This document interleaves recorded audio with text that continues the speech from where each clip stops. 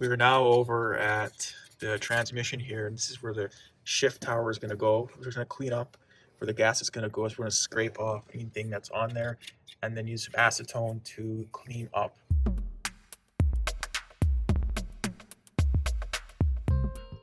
Next, you want to get your shift tower gasket here, and we'll just use some number 2 forma gasket, and we'll just gasket seal the gasket all the way around, and then we'll put that onto the shift tower.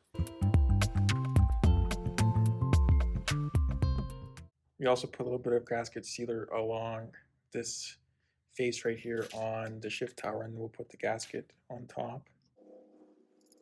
Try to get the holes line up with the screwdriver, as you see as we're doing. And now we'll put more gasket sealer on this face of the gasket. Good old mucking gasket sealer. Gotta love it.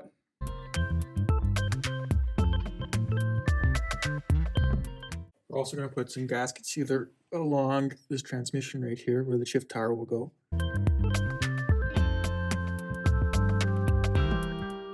So what we're going to do here is add our gear oil just before we finally get the shifter on. But it's very important to use the GL4. It's an 80-90 weight, and particularly GL4s, if you kind of read the back of it, it will not harm yellow, brass, bronze, copper, or other soft metals such as synchronizers, thrust washers.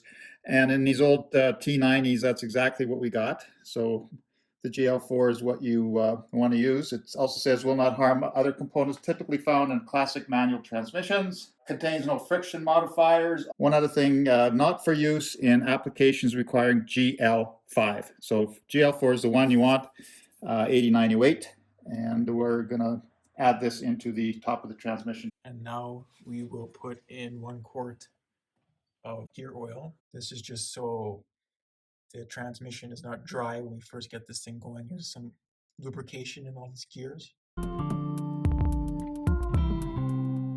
Takes 3 pints according to the manual. So 1 quart is 2 pints.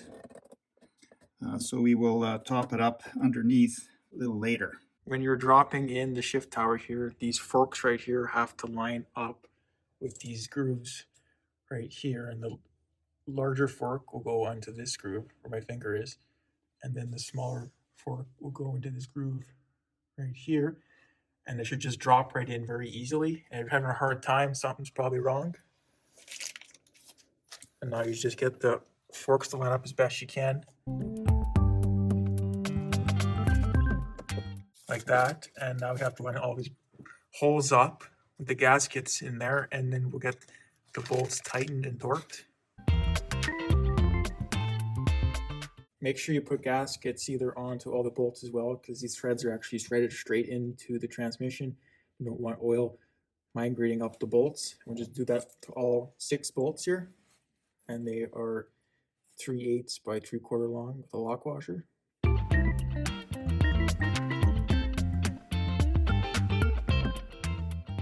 Tighten all the bolts kind of snug, and then go in a crisscross to tighten them up more, because you want to put even pressure onto the shift tower to seal that gasket up.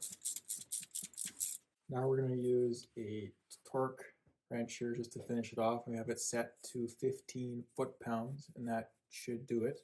And we'll just tighten them up in a crisscross pattern.